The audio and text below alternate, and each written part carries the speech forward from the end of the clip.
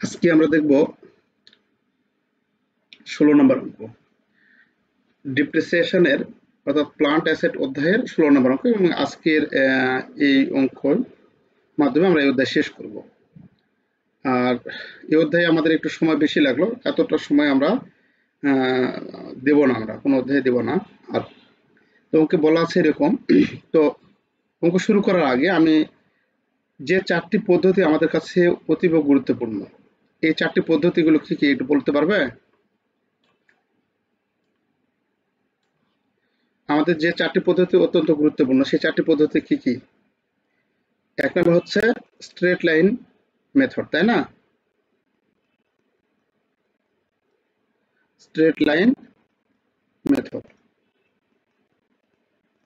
দুই নম্বর কি? Double decline balance method বা রিডিউসিং ব্যালেন্স মেথড, তাই না? তিন নম্বর কি? প্রোডাকশন মেথড, তাই না? চার নম্বর কি? Sum of the year digit method. তো আমরা যেটা করব এটা হচ্ছে sum of the year digit method. Sum of the year digit মেথডে এই অঙ্কটা করবো আমরা। অঙ্ক একটু হালকা পেঁয়াজ আছে, তাছাড়া ইজি আছে আর কি। পেঁয়াজটা কোন জায়গায় দেখো, এখানে বলা আছে the cost of equipment purchased by Sanjay traders July 1, 2018 টাকা কত? 65,000 টাকা। সঞ্জু ট্রেডার্স এর কস্ট অফ ইকুইপমেন্ট হচ্ছে কত? 65,000 টাকা। ক্রয় করছে জুলাই 1, 2018, জুলাই 1 তারিখে 2018-তে এটা ক্রয় করছে। আচ্ছা, it is estimated that the equipment will have a টাকা 5,000। তাহলে আমাদের 5,000 টাকা হচ্ছে sales value at the end of its 5-year service life, year ended is December 31। হচ্ছে 5 বছর তার সেবা যে আয়ুষ্কাল শেষে সেলস ভ্যালু মূল্য হচ্ছে 5,000 টাকা এবং প্রত্যেক বছর আমাদের এরিয়া মিউট করো, প্রত্যেক বছর আমাদের হিসাবকাল শেষ হবে কখন? 31শে ডিসেম্বরে। এই কটি ইনফরমেশন আমাদের এখানে দেওয়া আছে, অনেক গুরুত্বপূর্ণ একটু। দেখো এই অল্প কয়েকটি ইনফরমেশন দেওয়া আছে, এই ইনফরমেশনের উপর ভিত্তি করে আমাদের বলছে এ number prepare schedule showing estimated depreciation expense for each year of the expected life of the equipment. Assume the company use sum of the year digit method. depreciation schedule দেখাতে হবে, ডিপ্রিসিয়েশন এক্সপেন্স মানে depreciation শিডিউলে depreciation expense দেখাতে হবে each year, প্রত্যেক বছরে দেখাতে হবে expected life of the equipment. ইকুইপমেন্টের যে এক্সপেক্টেড লাইফ, যে আয়ুষ্কালটা আমাদের প্রত্যাশিত আয়ুষ্কাল, সেই আয়ুষ্কালের প্রত্যেকটি বছর ডিপ্রিসিয়েশন এক্সপেন্স শিডিউল আকারে দেখাতে হবে। এক্সপেক্টেড লাইফ কত? এই যে 5 ইয়ার্স, তাই না? 5 বছর আমাদের এটা করতে হবে। কোন মেথডে করব? কোন মেথডের কথা বলা না থাকলে আমরা স্ট্রেট লাইন মেথডে করব, তাই না? তো তাহলে এখানে আমাদের খেয়াল করে দেখো, এখানে আমাদের কোন মেথডের কথা বলছে? assume the company use sum of the year digit method, sum of the year digit মেথডের কথা বলা আছে, তাই না? আর বি নাম্বার বলছে prepare accumulated depreciation account and depreciation expense account 2018 এবং 2019। এটা সহজ, মানে দুটো হিসাব করতে বলছে, অ্যাকুমুলেটেড ডিপ্রিসিয়েশন অ্যাকাউন্ট এবং ডিপ্রিসিয়েশন অ্যাকাউন্টের দুটো হিসাব করতে বলছে, এই দুটো হিসাব করব জাস্ট। তো মূল কথা হচ্ছে আমাদের এই ডিপ্রিসিয়েশন শিডিউল তৈরি করা। ডিপ্রিসিয়েশন শিডিউল তৈরি করার আগে আমাদের ডিপ্রিসিয়েশন এক্সপেন্সটা কত হবে সেটা আমাদের বের করতে হবে, এটা অত্যন্ত গুরুত্বপূর্ণ এই ডিপ্রিসিয়েশনটা বের করা। তো প্রথমে এ নাম্বার আমরা দেখব, তারপরে আমরা বি নাম্বারে যাব। সাম অফ দ্য ইয়ার ডিজিট মেথডে আমরা যখন অঙ্ক করব তখন ওই অঙ্কটা কিভাবে করব আমরা, যে যত বছর পড়বে আমাদের, যত বছর পর্যন্ত আয়ুষ্কাল থাকবে ঠিক আয়ুষ্কালের থেকে নিচের দিকে আমরা যোগফল করব, তাই না? আচ্ছা, অঙ্কটা শুরু করি।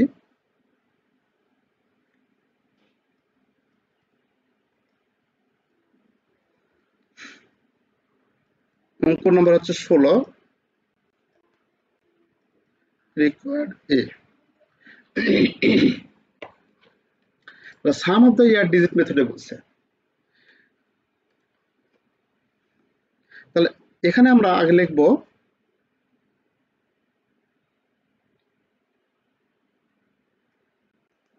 টোটাল সাম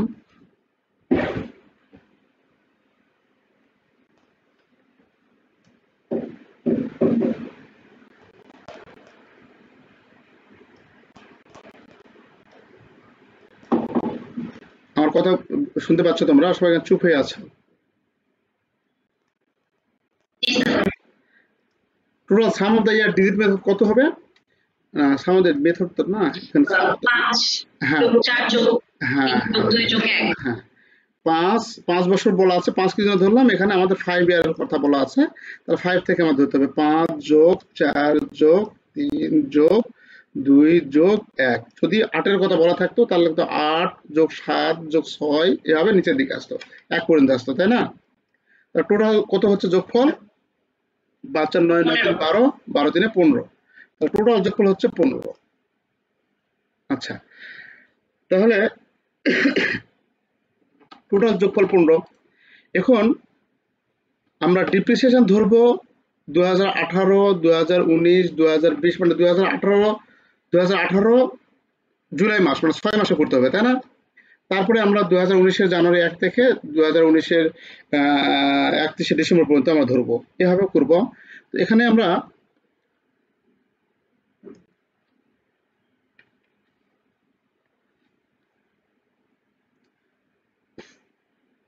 দেখো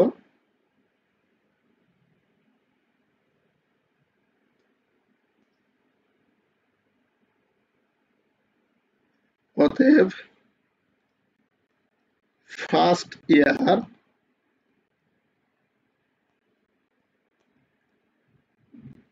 ডিপ্রিসিয়েশন, প্রথম বর্ষের ডিপ্রিসিয়েশন কি হবে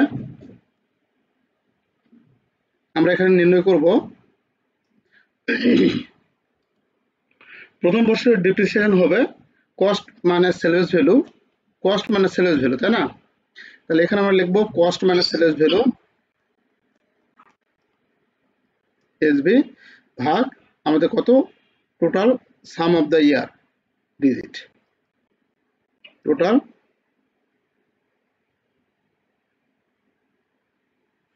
আচ্ছা টোটাল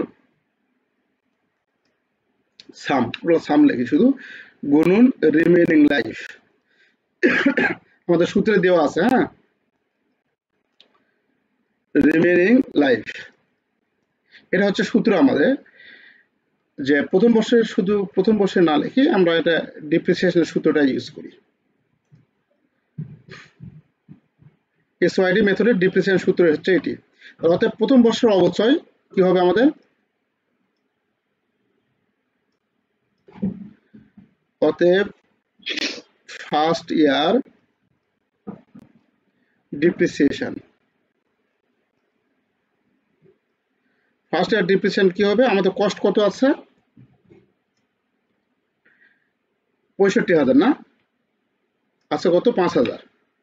তাহলে 65,000 আগের অঙ্কগুলো মতো হয়, তোমরা 65,000 মাইনাস 5,000 ভাগ সাম কত? এই যে সাম 15 দ্বারা ভাগ করব। প্রথম বর্ষের কত অবচয় হবে? এই যে 5 দ্বারা গুণ করব। রিমেইনিং লাইফ কত? প্রথম বছরে 5 বছরে অবশিষ্ট থাকতেছে, তাহলে এটা গুণ করে কত বাড়াবে দেখো তো?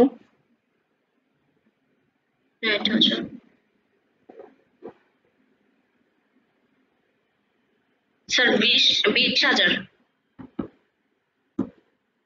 20,000 হয়? 4 পূর্ণ 60, হ্যাঁ 20,000 সমান টাকা 20,000।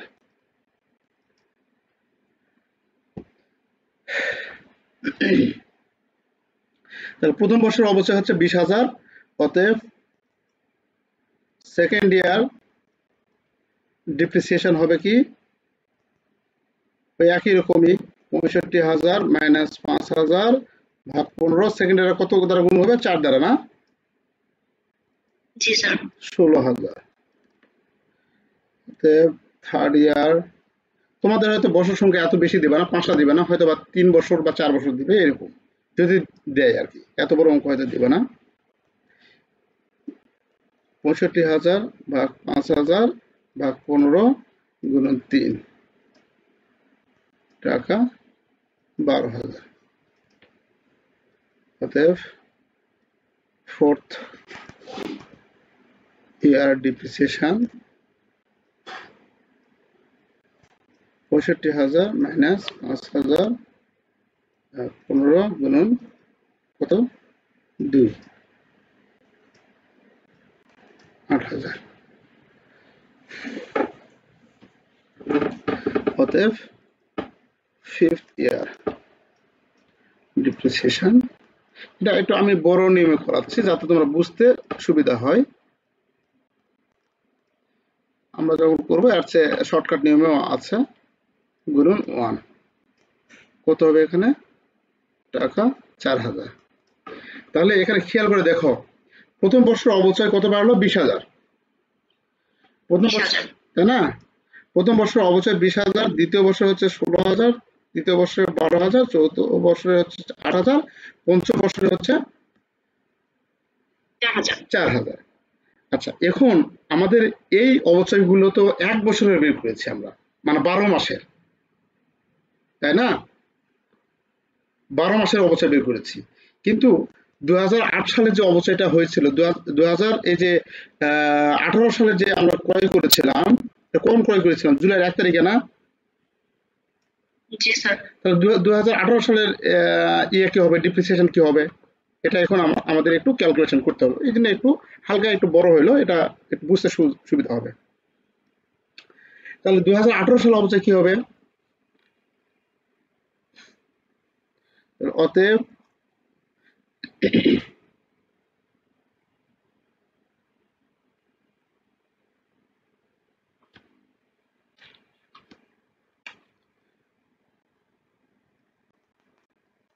depreciation for ২০১৮, তাহলে ২০১৮ সালের অবচয়টা কত হবে? এটা হচ্ছে এক বছরের বাড়লো, মানে এটা হচ্ছে জুলাইয়ের ১ তারিখ থেকে, জুলাইয়ের ১ তারিখ 18 থেকে জুন 30, 19 পর্যন্ত, তাই না? এক বছরের। এটা কি বুঝতে পারছো না পারোনি? চুপ হয়ে আসো যে। জুলাইয়ের ১ তারিখ থেকে মানে ২০১৯-এর জুন পর্যন্ত হচ্ছে ৩০ তারিখ। এখানে আমাদের এটা একটু মিশিয়ে দিই, এগুলো সব এটা বেশি হয়ে গেছে দাগ। আচ্ছা দেখো, আমরা ক্রয় করেছি কত, আমার ডেটটা হাইলাইটস করবে এখন শুধু। এখানে ক্রয় করেছি জুলাইয়ের ১ তারিখ ২০১৮, তাহলে আমাদের হিসাবকাল শেষ হয় কখন? ৩১শে ডিসেম্বর। তাহলে ২০১৮ সালের অবচয় হবে 6 মান্থের, তাই না? জি স্যার। ২০১৯ সালের হবে ১২ মাসের, ১২ মাস। তারপরে ২০২০ সালের হবে ১২ মাসের, ২০২১ সালের হবে ১২ মাস, এইভাবে, তাই না? তাহলে প্রথম বর্ষটা ৬ মাসের করব।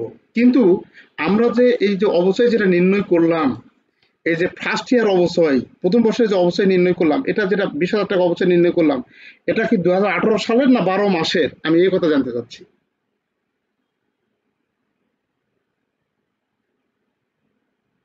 স্যার ১২ মাসের। ১২ মাসের, ২০১৮ সালের না। ২০১৮ সালে আমাদের ৬ মাসে নির্ণয় করতে হবে। তাহলে এখানে আমাদের ২০১৮ সালের ৬ মাস, হ্যাঁ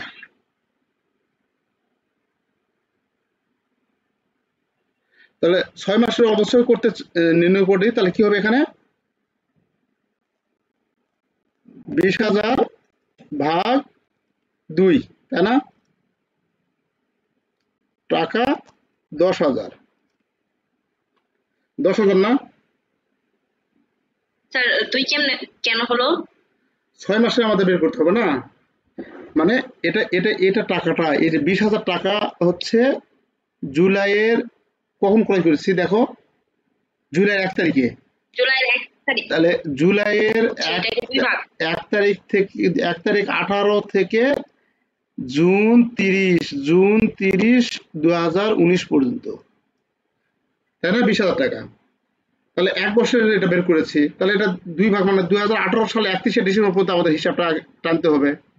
তাহলে 31শে ডিসেম্বর পর্যন্ত আমাদের 6 মাস, 6 মাস হচ্ছে 2018 6 সালে, মাস তাহলে অর্ধেক হলো কত, 10,000, তাই না? 10,000।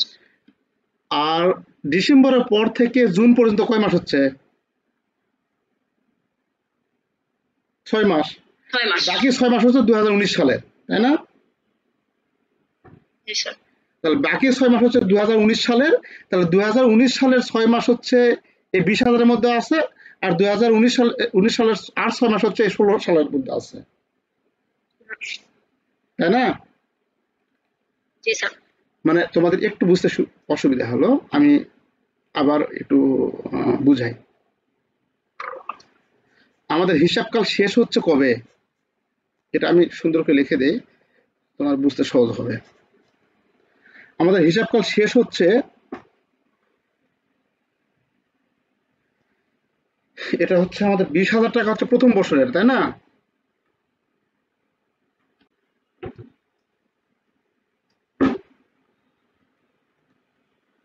$20,000 হচ্ছে প্রথম বর্ষের অবচয়। তার মানে এই প্রথম বর্ষের অবচয় মানে 12 মাসের। তাহলে 6 মান্থ হচ্ছে 2018 সালের, 6 মান্থ হচ্ছে 2019 সালের। এমন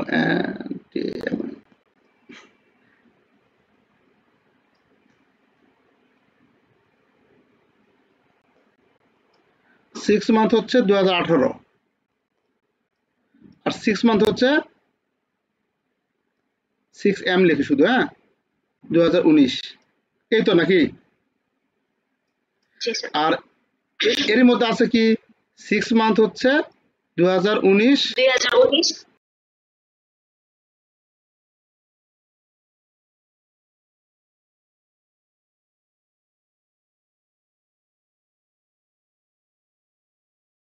যোগ আর 6 মান্থ হচ্ছে 2020। 2020। 2020। আর স্যার এটা যদি জানুয়ারির 1 তারিখ হতো তাহলে আমাদের এই কাহিনী করতে হতো না, ডাইরেক্ট 20,000 লিখতাম, ডাইরেক্ট 20,000 টাকায় হতো। বুঝতে পেরেছো? জি স্যার। তাহলে এখানে আমাদের এটা করতে হবে, তাহলে ভাগ 2 সমান 10,000 টাকা। তাহলে তারপরে আমরা লিখবো ডিপ্রিসিয়েশন, এই একটা পেজ, অন্য কিছু না, ফর 2019 সমান সমান আমাদের এই 20 সালের অর্ধেক গেল, 20,000 টাকার অর্ধেক গেল 2018 সালে, 2019 সালে আসবে কত, অর্ধেক আসবে, তাই না? যোগ, সরি 20,000 লিখছি, 10,000 হবে, এটা হচ্ছে 10,000 হবে। আর এই যে 16,000 আছে পরের বছর অর্ধেক আসবে, অর্ধেক করে নিতে হবে, মানে এই বছর অর্ধেক, এই বছর অর্ধেক, এইভাবে নিতে হবে। 8,000। তাহলে 8,000 কেমনে পারলাম, এটা 16,000, অর্থাৎ এখানে এই 10,000 কোথা থেকে আসলে এটাও তো আবার বুঝবে না।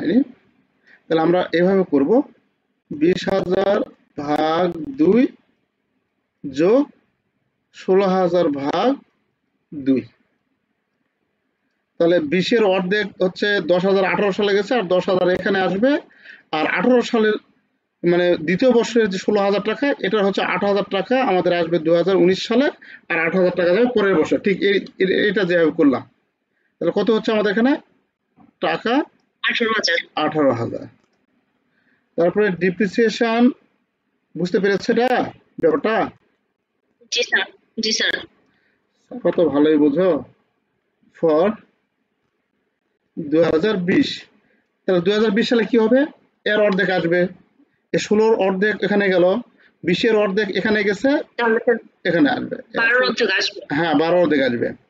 তাহলে 16-র অর্ধেক তাহলে স্যার 18,000। এখানে আসবে, যোগ, স্যার ওইটা তো বের হয়ে গেল, তাহলে স্যার এত কিছু আর লেখার কি দরকার, শুধু 12 এর 2 তে ভাগ করে নিতে হবে।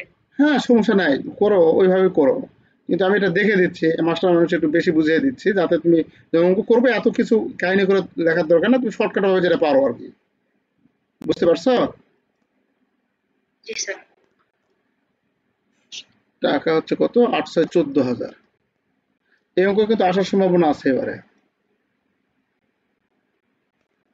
হয়তো 5 বছরের দিবে না, 3 বছরের দিবে, এরকম। ডিপ্রিসিয়েশন অফ 2021 সমান সমান কত হবে?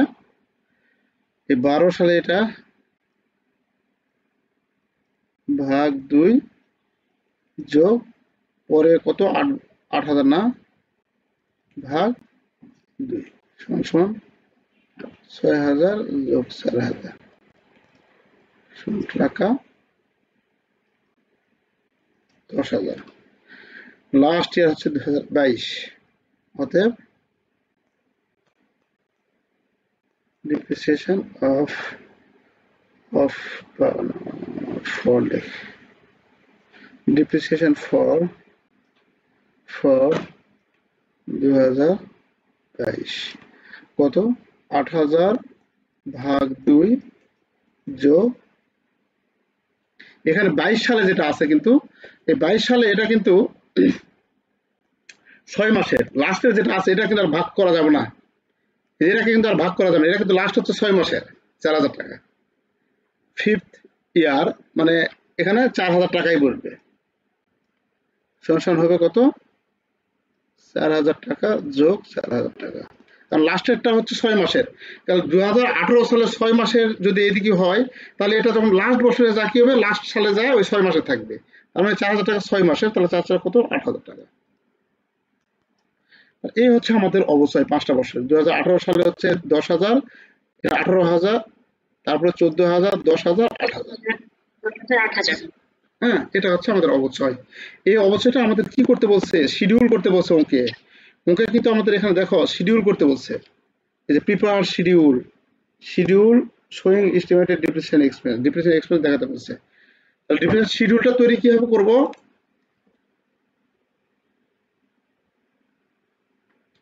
ডিপ্রিসিয়েশন শিডিউল তৈরি করব, মনে আছে তোমাদের ডিপ্রিসিয়েশন শিডিউল তৈরি করার ইয়া?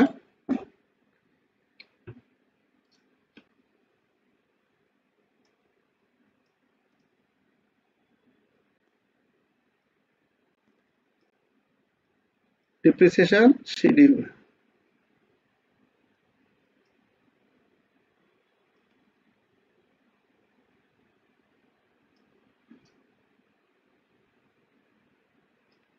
তাহলে 5 বছর আমাদের এবার দেখাতে হবে। 1, 2, 3, 4, 5। প্রথমটা হচ্ছে ইয়ার, তাই না? প্রথমটা হচ্ছে ইয়ার, পরেরটা হচ্ছে আমরা বুক ভ্যালু বা ডিপ্রিসিয়েবল ভ্যালু লেখা যায়, আমরা লিখব বুক ভ্যালু।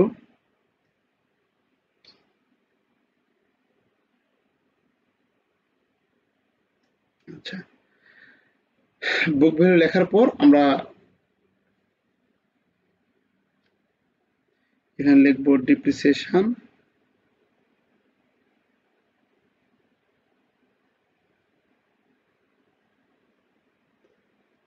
আর এটা হচ্ছে অ্যাকুমুলেটেড ডিপ্রিসিয়েশন। আর এইটাতে তো রেট দিতে হবে না, তাই না? না, রেট লাগবে না। এটা ইয়ার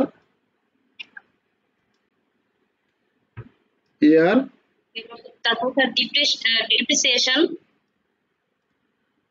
এক্সপেন্স দেব তো এখানে 5। আচ্ছা, এটা কালো গাড়ি। এখানে আমাদের দেখো বুক ভ্যালু বা কস্ট, এখানে আমাদের কস্ট দিলেও এনাফ। এখানে ওই book value close opening book value দেওয়ার দরকার নাই, এখানে ওপেনিং বুক ভ্যালু আমাদের প্রয়োজন পড়বে না, কস্ট দেব। আর এখানে আমাদের ডিপ্রিসিয়েবল ভ্যালু দেব, ডিপ্রিসিয়েবল ভ্যালু অবচয়যোগ্য মূল্য, ডিপ্রিসিয়েবল ভ্যালু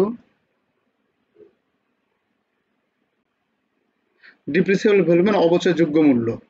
আর এখানে দিব ডিপ্রিসিয়েশন অ্যাকুমুলেটেড, এখানে ডিপ্রিসিয়েশনের পর অ্যাকুমুলেটেড হয়। স্যার একটা ডিপ্রিসিয়েশন শিডিউল করা হয়েছিল, ওইখানে লেখা ছিল শুধু year, book value, depreciation, accumulated depreciation আর হচ্ছে closing book. Sum of the year digit মেথডে ওটা এক মেথডে এরকম ভেরি করে, বুঝছো? যে মেথডে করবো সেই মেথডের উপর এটা ভেরি করে। এখানে আমাদের ডিপ্রিসিয়েবল ভ্যালুটা বেশি দরকার কস্ট থেকে, আমাদের কস্ট অঙ্কে দিতে হবে। ডিপ্রিসিয়েবল ভ্যালু দেবো, ডিপ্রিসিয়েশন, অ্যাকুমুলেটেড আর এই লাস্টের তিনটা থাকবে সবগুলো অঙ্কে, যে লাস্টের তিনটা থাকবেই, শুধু এখানে আমাদের চেঞ্জ হয়ে যায়, এদিকে রেট বসে, কোনোটার কস্ট বসে বা ওপেনিং বুক ভ্যালু বসে, এরকম।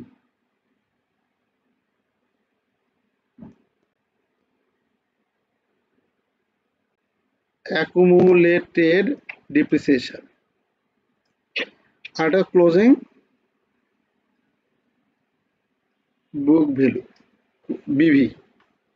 তাহলে কস্ট হচ্ছে কত আমাদের, কত ক্রয় করছিল, এই যে 65,000। তাহলে 65,000 টাকা এখানে বসবে, 65,000 সবগুলোতে বসবে। এই কলাম দিলেও হয়, না দিলেও সমস্যা নেই। আচ্ছা, আমাদের ডিপ্রিসিয়েবল ভ্যালু কোনটা হবে? ডিপ্রিসিয়েবল ভ্যালু হচ্ছে আমাদের এই যে 65,000 টাকা, এখান থেকে এই যে অবচয়টা, ভগ্নাংশের মূল্যটা বাদ দেব। তাহলে ডিপ্রিসিয়েবল ভ্যালু হচ্ছে আমরা কত পাবো, ডিপ্রিসিয়েবল ভ্যালু সমান সমান কস্ট মাইনাস সেলভেজ ভ্যালু। কস্ট হচ্ছে 65,000 মাইনাস 5,000 সমান সমান কত, 60,000 টাকা। তাহলে এই কস্ট হচ্ছে, ডিপ্রিসিয়েবল ভ্যালু হচ্ছে কত, 60,000।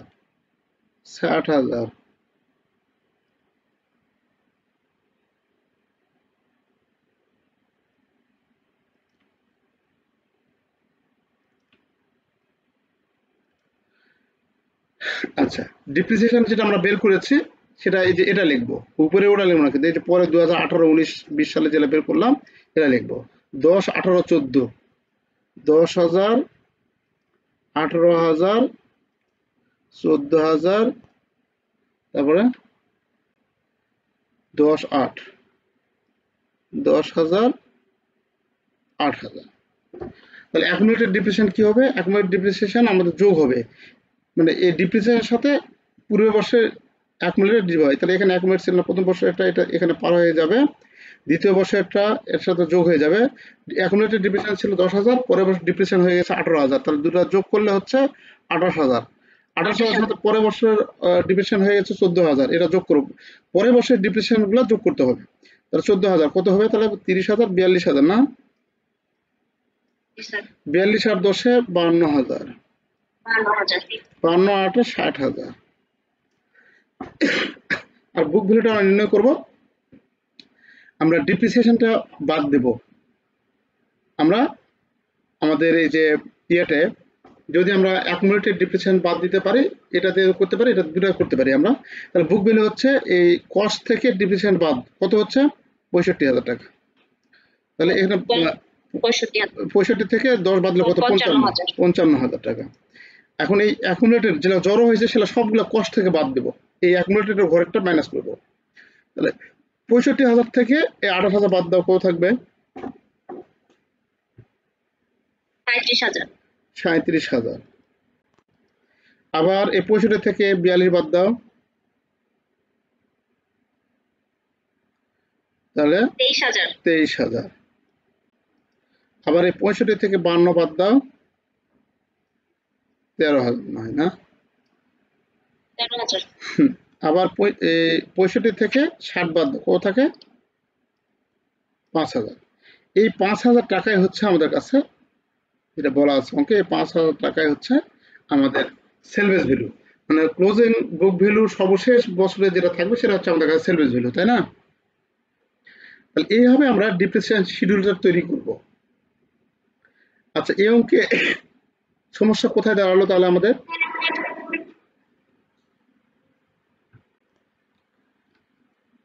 এই অঙ্কের আমাদের সমস্যাটা কোথায়, মানে খুব বেশি কি সমস্যা হলো আমাদের, এটা যদি বুঝি তাহলে আমরা এখানে করতে পারবো এটা। অর্থাৎ আমরা ফার্স্ট ইয়ার, প্রথম বছর, অর্থাৎ 12 মাসের অবচয় আর 2018 সালের অবচয় কিন্তু এক না। প্রথমে কিন্তু আমরা 12 মাসের অবচয় বের করেছি ফার্স্ট ইয়ার অবশ্যই বের করছি, কারণ সাধারণত ইয়ার ডিজিট তার 15 দ্বারা ভাগ 5 দ্বারা গুণ। এখানে কিন্তু এরকম ভাবে আমাদের করতে হবে। এটা কিন্তু 18 মাসের জন্য 6 দ্বারা গুণ করবো, ওরকম কিন্তু হবে না। এখানে 1 বছরের আগে বের করে নিতে হবে। 1 বছর, দ্বিতীয় বছর, তৃতীয় বছর, চতুর্থ বছর, পঞ্চম বছর, এখানে 5 বছরের জন্য বের করে নিতে হবে। করে নেওয়ার পর আমাদের 18 সালে বের করে নিতে হবে যে 1 বছর সমান সমান হচ্ছে 12 মাস, তাহলে 6 মাসে কত হবে, তাহলে 2 দ্বারা ভাগ দেবো। তাহলে এর প্রত্যেকটার মধ্যে প্রত্যেকটা যে অবশ্যই আছে, এই প্রত্যেকটা সালের অবস্থার মধ্যে অর্ধেক মাসের হচ্ছে আগের বছরের, অর্ধেক মাস হচ্ছে সেই বছর, যে বছরে হিসাব করবো সেই বছরে। বুঝতে পারছো তো নাকি? আচ্ছা, এটা আর আমাদের খতিয়ান করতে বলছে, এই অঙ্কে খতিয়ান করতে বলছে। খতিয়ান করতে পারবো আমরা? আগে জার্নাল করতে হবে। জার্নাল করতে হবে কেন সাবা? স্যার খতিয়ান করতে হবে না? এতদিনে জার্নাল মুখস্থ হয়নি? না, ওটা তো হইছেই।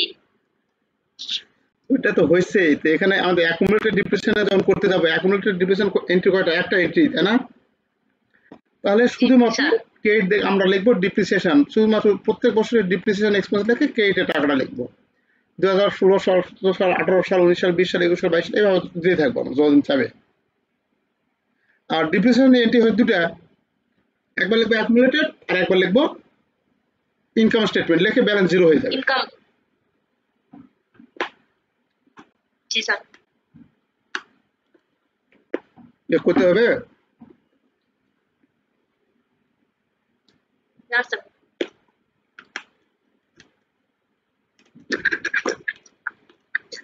হ্যাঁ, বৃষ্টি ইসলাম কেবল জয়েন করলে? জি স্যার। স্যার একটু প্রবলেম হচ্ছিল নেটে। ও আচ্ছা আচ্ছা। আমাদের প্রত্যেকদিন ক্লাস হবে, শুধু শুক্রবার বাদে। আর পরীক্ষা কাছে আসলে শুক্রবারের ক্লাস চলবে। দেখি কি অবস্থা হয় ক্লাসে, যদি সবগুলা যদি ইয়া করতে না পারি, শুক্রবার ক্লাস চলবে। হ্যাঁ, প্রত্যেকদিন ক্লাস চলবে। স্যার রেকর্ডেড ভিডিওগুলো মানে আর কি প্রিভিয়াস ভিডিওগুলো কোথায় পাবো? সবগুলা লিংক আমি দিব তোমাকে। হ্যাঁ, তোমার হোয়াটসঅ্যাপে দিব। স্যার আজকে নাম্বার শীট দেওয়া হবে? ওই যে নতুন শীট। জি স্যার। হ্যাঁ হ্যাঁ, শীটটার কথাও জানতে চাচ্ছিলাম। হ্যাঁ, পাঠিয়ে দিব।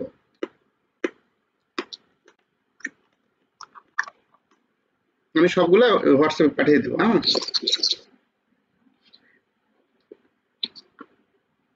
তো এই অধ্যায়ের অঙ্ক এর মধ্যে আমাদের মোটামুটি থাকবে, এর বাইরে যাবে না। হ্যাঁ, তোমরা এগুলা একটু চেষ্টা করবা, ইনশাআল্লাহ এর মধ্যে ভালো কিছু হবে। আমরা পরের অধ্যায় ক্যাশ ফ্লো স্টেটমেন্ট দেখব, ক্যাশ ফ্লো স্টেটমেন্ট।